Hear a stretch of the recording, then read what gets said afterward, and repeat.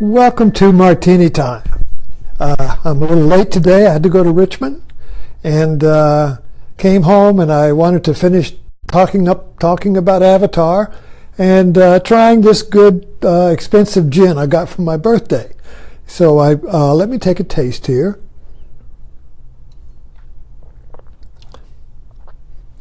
Well, this was Beefeater's gin, very nice, and a Martini and Rossi dry vermouth. And it's pretty good. I buy the cheap stuff, so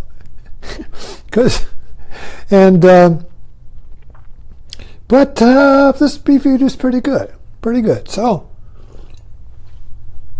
let's talk about Avatar because, as you know, if you follow me, I'll be giving a seminar on Zen and the Art of Movies tomorrow morning at the Heartfulness Meditation Center in Richmond. And the first movie I'm going to talk about is Avatar, and I've been talking about it for the last couple of nights just to get my juices going on this great movie. And I had the idea today. You know what's really important in getting the metaphorical, deeper meaning in a movie is to kind of like boil it down to a core equation. You know, what is the core equation? If you could find that, it becomes universal because that core equation applies to you. That's what makes it work in your life. You know, the whole point of movies and spiritual truth and dharma and practice and is making truth work. If truth doesn't work for you, it's not any good. So truth has to work. You know, truth has to set you free. Truth has to heal. If it doesn't do that you don't really have truth. You may have the intellectualization of truth, but that doesn't really do anything except enhance your ego or give you like a better intellectual understanding, but there's no transformational power in that. So I'm interested in transformational power where that's what science is all about. I mean, if you get a scientific theory, if it doesn't do something, it's no good. It's supposed to work and do something, make a change, produce something, make something, change something. Not just think about it, not just believe it, you see. So there are spiritual truths in movies that are deeply buried because we just see the movie as a movie and it's somebody's imagination or fantasy, and I like it and enjoy it, but that's about it, you see. So let's get to Avatar and see if we can kind of like boil this down to a fundamental equation. And the fundamental equation in Avatar is that the hero, Jake Sully, who is you see, when you watch a movie, you are the hero is you. You identify with the hero, you see. So the hero gets into a double bind where he is caught between sky people and the Navi, two worlds. And he actually comes out and says, I don't know which one is real. He was in a no man's land. Both of them rejected him, you see. But this double bind, this is the situation that we all encounter in our everyday life. And they create great anxiety, great destruction, or great creativity. Now, what is this double bind, the horns of dilemma? It's when you're in a situation where you have two self-consistent views that are incompatible. You could say two commandments, two views, two ideas, two views that have different frames of references, but they're incompatible. Yet you have to choose. In other words, the one is divided into two incompatible views or choices, but you must choose.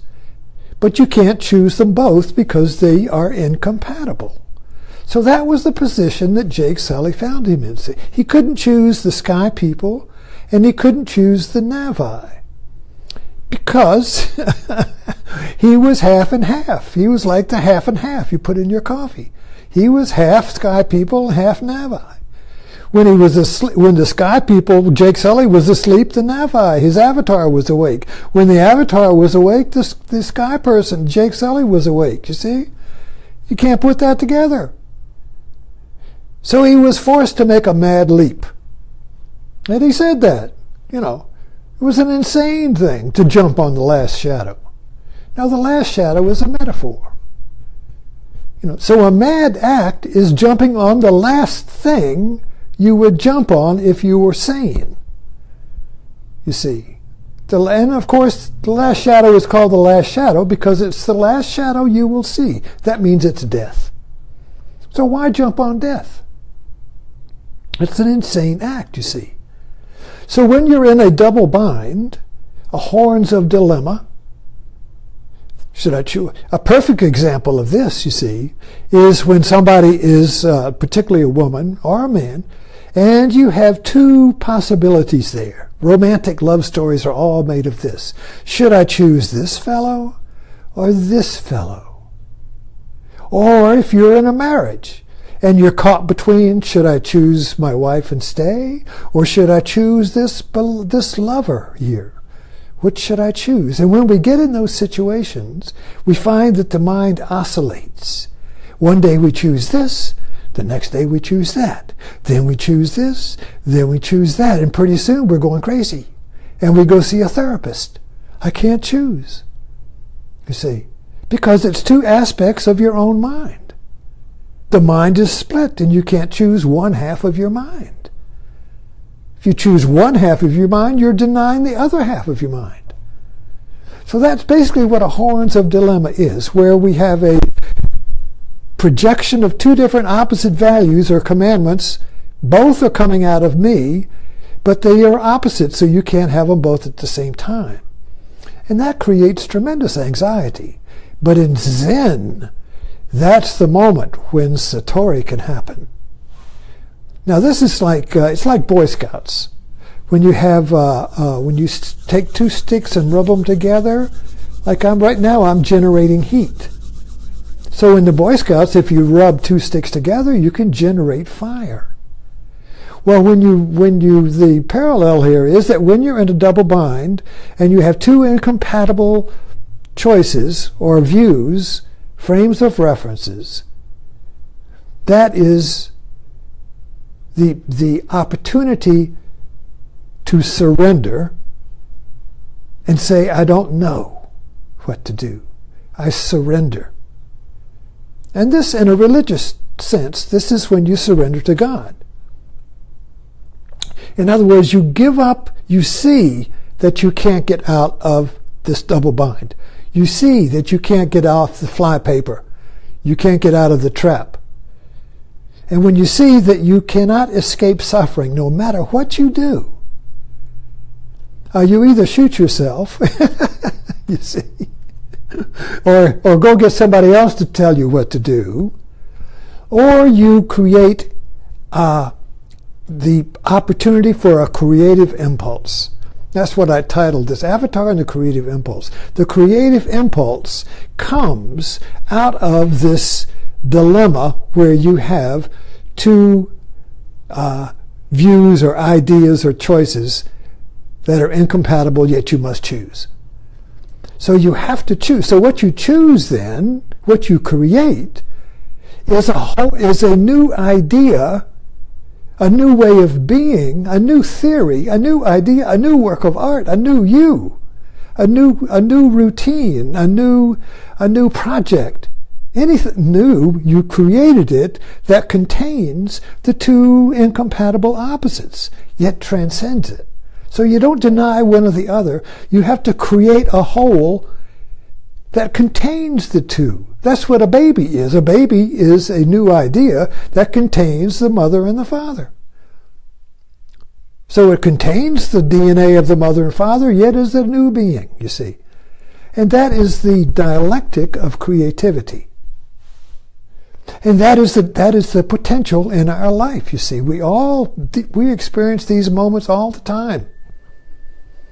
But we don't understand the formula. We don't understand the possibility. We don't understand the way to create or allow the creative impulse to be born. And the creative impulse, you see, is life itself. So when you surrender to this creative impulse, you don't know what's going to come out because it's new. It's creative. Creative means you don't know what it is. You don't know what it's going to be. See, something is crying to be born. Crying to be, you see. So that's basically, what I see in this basic fundamental formula of Avatar is a dramatic movie story that just brings us down to that point where we make this insane act and do something we never thought we would do.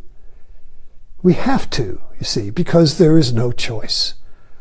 And it's not a choice, it's a surrender to the very core of our life, you see, which is creativity. So it's a surrender to creativity, but we have to give up the strategy and the hope that our choices will work, and we have to give up everything. So anyway, thank you for dropping in, and I'll finish my martini.